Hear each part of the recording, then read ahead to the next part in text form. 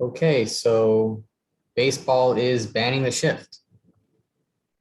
I would like to say it's about time in terms of the fans, but it's really more of a players thing, I would think. Like the players kind of just want to play baseball.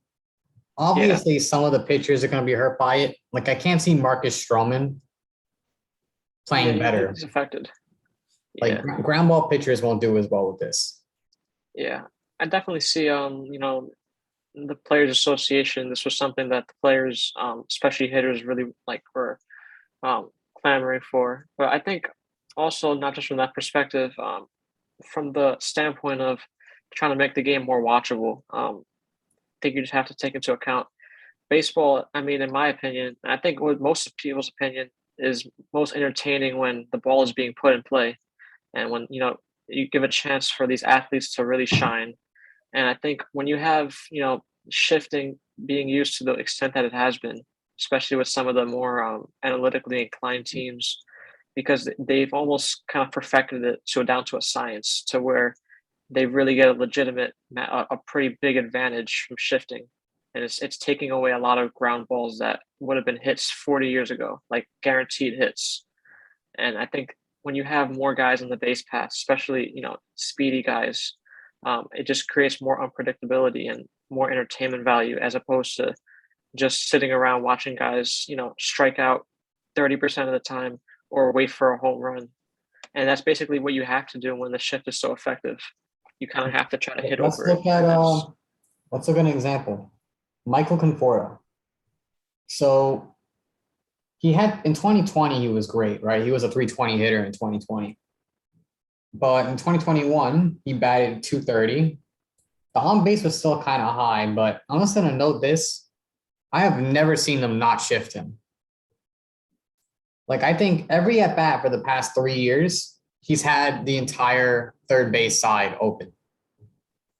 yeah, Now you could just say, oh, why can't the hitters just learn to hit it that way, right? yeah. Well, then the pitchers are crowding them in, right? And Yep. they're making sure you can't hit it. You only have one option to hit it Yeah. right into the shift. Yeah, it's a lot easier said than done. Especially these guys have like really crazy stuff nowadays, and especially when when they were able to use the substances in the ball. Like, can you Yeah. imagine how difficult it must have been? Yeah, imagine facing a Trevor Bauer slider inside when he's using something and he's just going like, or There's nothing you Garrett. can do with that. Remember the old Garrett Cole slider before like the whole issue? Yeah, it was Like, unbelievable. if you're facing one of those sliders down and in with the shift, I'm sorry, you're not unless you get a hanger, which you're not with a sticky substance. Yeah, You're exactly. not That's the you're whole not doing point. Yeah. anything. Yeah, it just really sucks. I mean, look at Jeff McNeil also. He's hmm a 300 hitter without the shift, maybe even close to a 400 hitter, Yeah. but it just doesn't work with a shift. Now you also have some issues where some pitchers hate the shift, like DeGrom, for example. He pitches better without Yeah. the shift. That Yeah. seems crazy, but he grew up pitching where guys were in certain positions, and he knows instinctively you throw a ball a certain way, you can induce certain ground balls, right? hmm Pitchers grow up on Yeah. this, but now you have these guys pitching, and the second baseman isn't where he should be. So that little sinker that tails away, you can't really throw that anymore because you don't have a shortstop in the right position. You don't have a second baseman where he should be. Yep. And the bigger issue could be the third baseman, honestly. If guys could learn how to bunt, that's what everyone keeps saying. Why can't you just bunt down that way, right? Well, it's kind of hard when someone's throwing 102. hmm Like, are you going to It's, try to bunt to the ground fastball? it's possible. I don't even know if guys have done it. Like, seriously. Imagine there's a reason why they don't ask pitchers to bunt off of the ground. Yeah, it's Obviously, true. now we have a DH, but Yeah, you don't have to anymore, but I mean, it would be crazy if you had a pitcher throwing 102, which DeGrom does, and your pitcher's up. I'm telling him, don't get hurt. yeah, Like, just take those strikeout looking. yeah, don't even swing. Honestly, like just let him. Yeah. If he throws a ball, take it. Yeah, I'm gonna throw another pitch. hmm But I wouldn't even unless he starts throwing you like cheddar, which he'll never do. But it's just there's no point of going up there with the shift up there. I mean, it just doesn't work. And you're not going to bunt that way against a good pitcher. Now, here's who it hurts. It hurts those ground ball pitchers who throw 93, 94 that already learned how to pitch to the shift. That's who it's going to hurt. It's going to hurt the Marcus Stroman types, the Dallas Keuchel types. But to be fair, Dallas Keuchel, he was good before. Yeah. Right? Yeah, Like before it became extreme. these were pitchers that were pitching the ground balls that knew how to induce ground balls. Now, some guys definitely benefited. Marcus Stroman definitely got a lot better with the shift. But I can't see the shift being a negative or a positive really in the long run. Like if you have it, some players will learn and some won't. It's just going to change the type of players you get. You're going to get more versatile players popping up. You're not going to get these guys that are pure. You're not going to get pure doubles hitters anymore. Because a lot of doubles hitters, they like to pull the ball down the line, down that first base line if they're a left-handed hitter. And that's gone pretty much. Does it kind of suck for baseball? Yeah. Did the shift lower batting average? Yeah, it's his job. Yeah. But they found a way to win, and you're just getting rid of it. I don't have a necessary problem with it either way, but I mean, I see both sides. Yeah, definitely. Ideally, you wouldn't want to, mess with the way they play, but I think it's just one of those things where it's just kind of like the greater good, for a lot of guys, players, and just kind of for the future of the game to have more balls in play. I wonder how this will affect Tampa Bay. I was going to say the same thing. I was just going to bring that up because, I mean, just Tampa Bay, they have a lot of high velocity sinker guys that kind of just like funnel into the shift. So I'm just like thinking, how is this going to affect that pitching staff? And obviously, it's not a problem for this season upcoming, but going forward, this might. I'd be curious to see how this changes their strategy, like who they draft and the way they develop. I mean, so that was a big part of their edge. You have some teams like the Rays and the Dodgers, right? They shift a lot.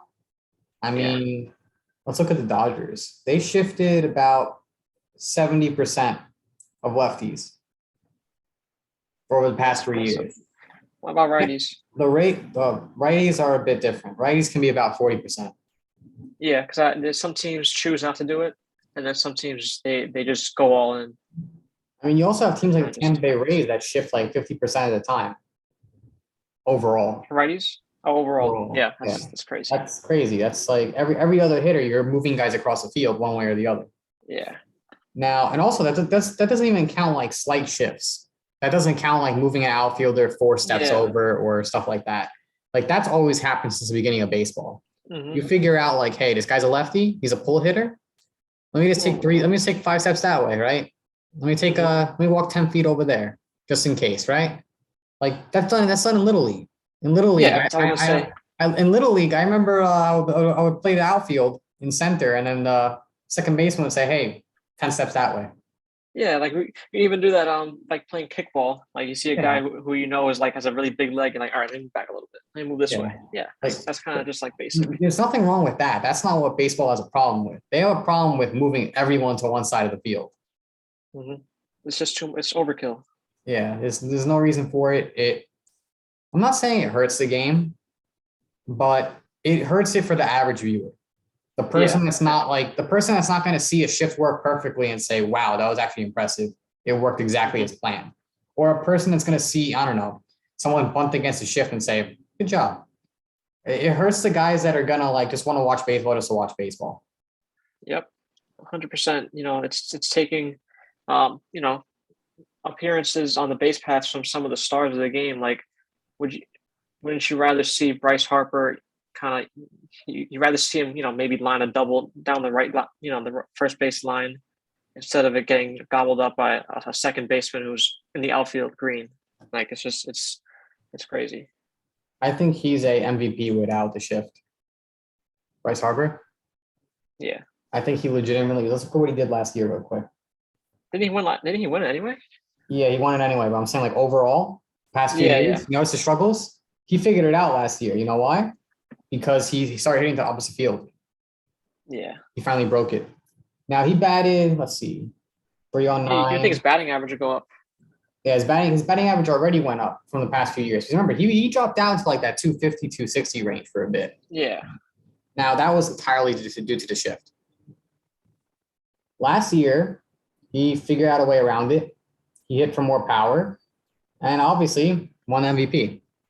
Now, Yep. that's great. I love that he actually could break through the shift because if you look at his ground ball rate, it completely flipped. He literally just found a way around it. Whatever he did, whatever batting coach fixed him, like he was already good, but Yeah, he of found a course. way. He found a way around the shift. So he's one of the few examples of guys that can break through. But imagine if they never had the shift on in the first place. We wouldn't even be having this conversation. He probably would have won. I mean, he already won 2 MVPs. Yeah. Like he's But he's you know, probably even a future Hall of Famer. Let's be honest. mhm, But he missed the All-Star game, right? 2019 and 2020.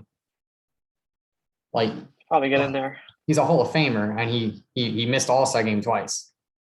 Without the shift, I think he made the All-Star game those 2 years. Also, I think the Phillies not playing as well might have done that. Yeah, of course. But That still, affected it. Like, I mean, this is a guy who can lead the league in walks any year, right? And when you're shifting him like crazy, he's gonna suffer a little bit. Like that 309 batting average, I bet without the shift, that 320 plus. but yeah, agree. It's like a Juan Soto kind of ceiling. Yeah. That's a good comparison. I mean, Juan Soto to Harper. If that's the Mhm. peak for Juan Soto, that's a good peak. Oh, for sure. I mean, He probably can hit better. yeah, two-time MVP, multiple All-Star games. It's rookie of the year also. Yeah, I Remember mean that? I mean, that's high. yeah, that's a good ceiling. That's like, and remember, he's only 28, Harper.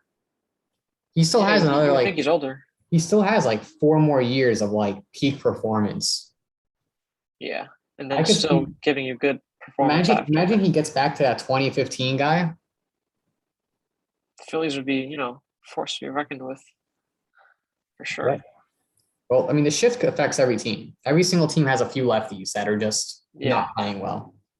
Now, in terms of the shift, though, it is what it is. We won't really know the results of it for a few years, probably. We're going to need a few years of examples to see the full results and see how everything plays out. But for the most part, it's probably going to increase batting average, and that's it. Yep. It's I think that's their goal. It's going to add a few more runs, maybe like point something runs per game extra, maybe even Yeah. per run, and that's it. It's a positive for baseball. If your goal is just increase scoring to get fans that aren't really into baseball, it works. Yep. But if your goal was to let teams experiment and learn ways to win, that wasn't it. Yeah. But to be fair, baseball is baseball. You're gonna find ways to win that aren't on the field anyway. Yep. The savvy teams will figure something out when Yeah. it comes down to it. So. Yeah, I think that's it for this segment. See you guys on the next one.